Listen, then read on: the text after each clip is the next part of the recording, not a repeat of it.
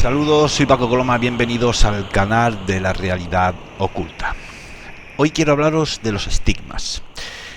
¿Existen los estigmas? ¿Vosotros creéis que existe? Yo he llegado a una conclusión. Y sí, realmente los estigmas existen, pero no son producidos ni por Dios, ni por algo divino, ni por algo místico, ni religioso. Parece ser que detrás de todo esto hay más bien sugestión que intervención divina. Y es a la conclusión que yo he llegado y quiero compartirla con vosotros y explicaros el por qué he llegado a esa conclusión poniendo los ejemplos. Veréis, los estigmas, como todos sabemos, son aquellas señales que aparecen en el cuerpo de una persona, heridas, en este caso, parece ser que corresponde a las mismas heridas que le produjeron a Jesús en su pasión y crucifixión y muerte. Son las heridas de los clavos en las manos, la de la corona, la de la lanzada e incluso la de los clavos de los pies. Pero veréis, como os he dicho, yo he llegado a una conclusión y creo que esto es más bien una sugestión de la persona. Pero antes de analizarlos, os quiero poner 4 ejemplos rápidos, digamos, de los estigmatizados y estigmatizadas más famosos de la historia, para ponernos en contexto, meternos en contextos y después ir analizándolo y haciendo comparaciones para llegar a la conclusión que yo he llegado. Permitidme, voy a ponerme primero más pequeño, voy a poner más o menos así y vamos a ir explicando. Veréis, el primer estigmatizado que se dice, o uno de los primeros, es este señor, San Francisco de Asís. Veréis, él nunca fue sacerdote, fue un monje, fundador de la orden franciscana, y además era una persona muy adinerada. Su padre era comerciante y su madre venía de la nobleza, por lo tanto tenía riquezas, pero sin embargo él renunció a todos sus bienes y a todas sus herencias, y formó la orden franciscana, se metió en el convento. Él decía que si Cristo había nacido pobre, pues él tenía que ser pobre. Si Cristo no pedía por predicar, él no iba a pedir por predicar. Si Cristo no almacenaba bienes, él tampoco iba a almacenar bienes, porque él sentía una gran devoción sobre Cristo, por lo que renunció, como he dicho, a todos sus bienes y no pedía dinero. Y digo esto para el que tenga oídos que oiga. Veréis, pues este hombre se retiraba muchas veces a meditar y a orar. Él sentía mucho o pensaba mucho en cómo había tenido que sufrir Cristo, con esas torturas que le estaban produciendo. Incluso muchas veces lloraba en solitario, imaginaba en su mente cómo tenía que haber sufrido ese hombre, qué es lo que tenía que haber padecido. Y además entraba en un estado de trance, de meditación muy profunda, donde en esa meditación imaginaba la pasión de Cristo y él mismo la sufría. Bueno, pues en una de estas veces, cuando despertó de esa meditación o de ese trance, se dio cuenta de que estaba sangrando por todo el cuerpo. Al principio se asustó, no sabía lo que era, pero después se dio cuenta de que por donde sangraba era por las mismas zonas que habían herido a Jesús, por las manos, por la cabeza, por la corona, por el costado y por los pies, es decir, la crucifixión de Cristo. Claro, este hombre lo único que dijo es: Señor, si esto viene de ti, pues bienvenido sea, yo lo acepto tal y como tú me lo has mandado. Y así fue. Cuando más sangraba era los viernes, era cuando más se le acentuaba esas heridas, y sobre todo los Viernes Santos. Los Viernes Santos aún se le alargaba más durante todo el fin de semana. Vamos a poner otro ejemplo, y aquí tenemos a este señor, el Padre Pío. Se dice que fue el primer sacerdote estigmatizado. Y además muy famoso, ¿eh? Detrás de este fraile franciscano hay mucha devoción. Hay muchas personas que le tienen una devoción enorme. Muchas personas creen que hace milagros. O sea que si tú le pides, por ser, digamos, un elegido de Dios, si tú le pides un milagro ahora, él te lo concede. Y de hecho hay muchas personas que llevan pues sus estampitas en el bolsillo o en la cartera, ¿no? En el bolso, una fotografía de él. Muchos llevan oraciones respecto a su figura para que les conceda ese milagro. Bien, este señor era otra persona de los que se retiraba a orar y a meditar profundamente después de misa. Y él contó cómo empezó todo esto y dice que en una de las veces que él estaba meditando, que él estaba en profundo éxtasis, digámoslo así, sintió como se elevaba, como levitaba. En ese momento hubo un destello de luz muy fuerte. Él decía que tenía los ojos cerrados completamente, pero que vio un destello de luz, y tras el destello de luz apareció Jesucristo. Y del cuerpo de Jesús, de donde tenían las heridas, salían rayos hacia él, hacia su cuerpo, justo en los mismos lugares que Jesús tenía en las heridas. En ese instante, él volvió en sí, y al despertar sintió un dolor inmenso en su cuerpo. Decía que era insoportable el dolor. Es más, no podía ni llegar a su cerda, tuvo que irse a gatas hasta su cerda, y se dio cuenta que estaba sangrando. Y estaba sangrando también por los mismos sitios que Jesús había sangrado, por los mismos sitios que le había mandado Jesús esos rayos. Otro que dijo lo mismo: Señor, si esto viene de ti, pues bienvenido sea, yo lo aguantaré. ¿Y cuándo sangraba más? Pues efectivamente, los viernes, y sobre todo los viernes santos, que también se le alargaba más tiempo durante todo el fin de semana. Bien, estos son dos ejemplos de dos hombres, pero es que voy a poner ahora rápidamente el ejemplo de dos mujeres, porque también hay mujeres estigmatizadas dentro de la iglesia. Veréis, en este caso tenemos a Santa Verónica de Giuliani. Esto era una monja italiana que ingresó en el convento en el 1677, y además fue recibida en el convento, digamos, con gran alegría, porque hubo un sacerdote que le dijo: oye, cuidádmela porque esta algún día llegará a ser santa. Y efectivamente es santa. Bien, esta mujer era tal la obsesión que tenía con Cristo, pero ya a límites insospechados. Dice que tuvo varias tentaciones de irse del convento y de pecar con su cuerpo. Pues bien, esta mujer se flagelaba su cuerpo, se autocastigaba, se producía heridas para sufrir en su cuerpo. Decían que se ponían como hasta una especie de aparatos por el cuerpo para sufrir dolor y no entrar en tentaciones, y para que, digamos, torturar su carne, torturar su cuerpo. Y aquí yo quiero hacer un paréntesis. Veréis,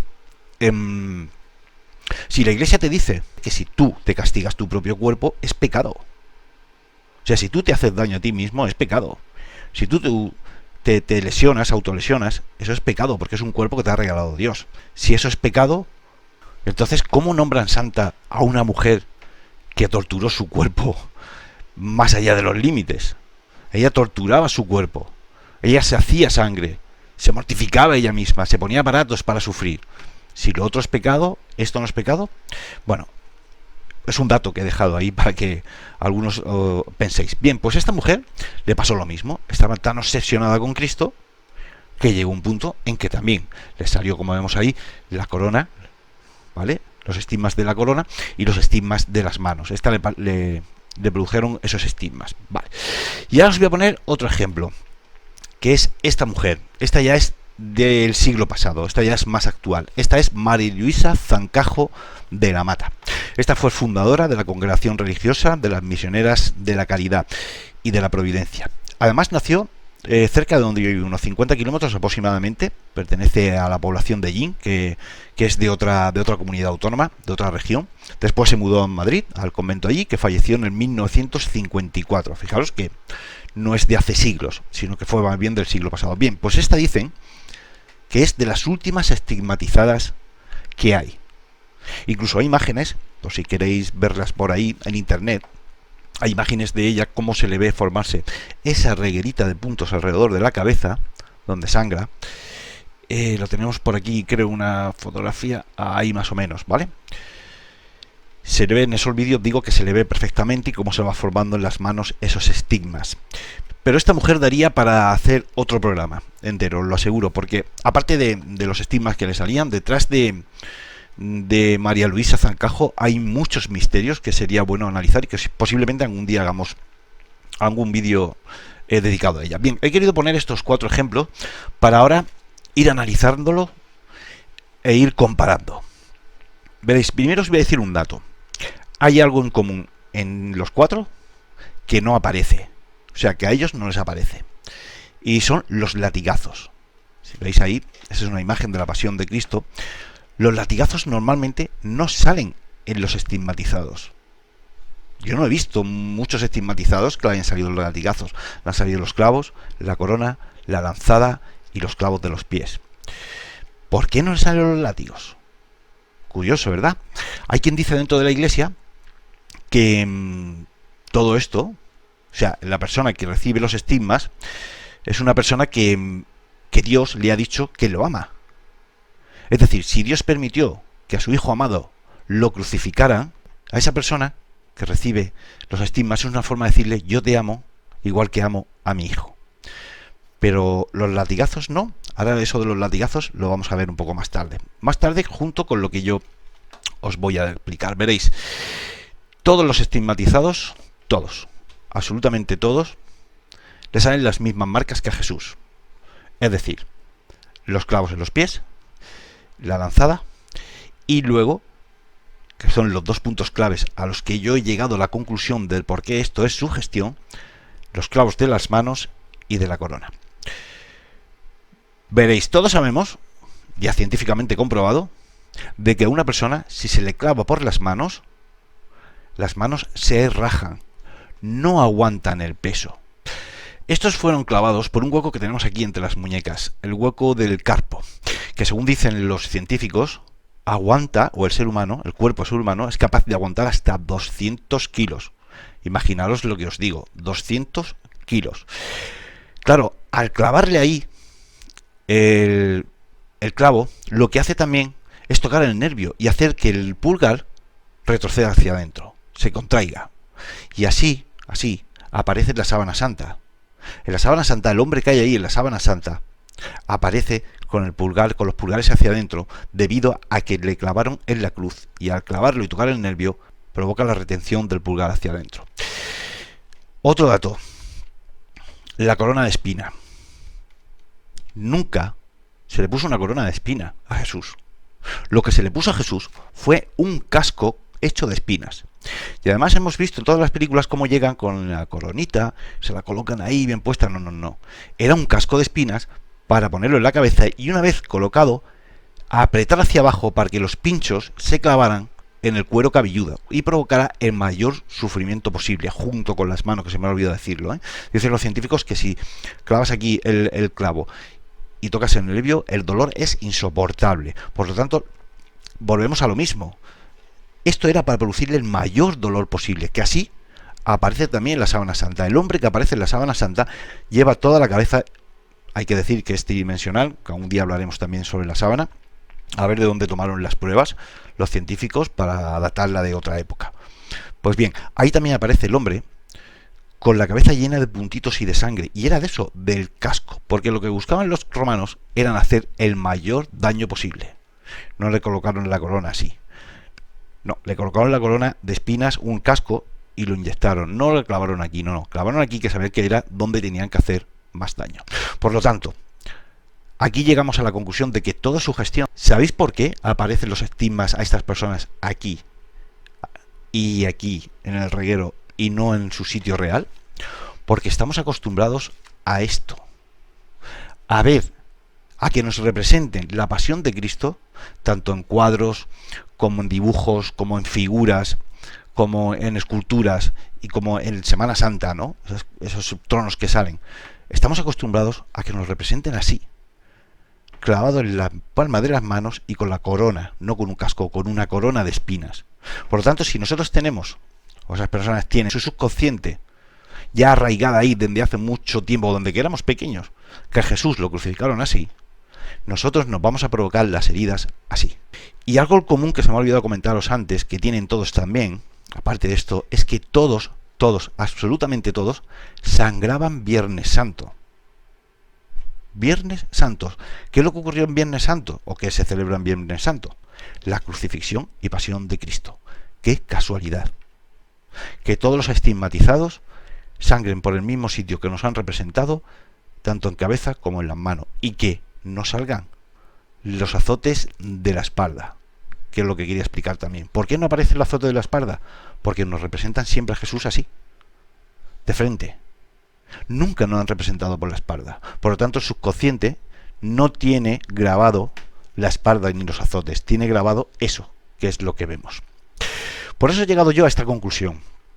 Creo que detrás de todo esto hay más sugestión que intervención divina. Todos sabemos ya, y además demostrado científicamente, de que el ser humano es capaz de autolesionarse.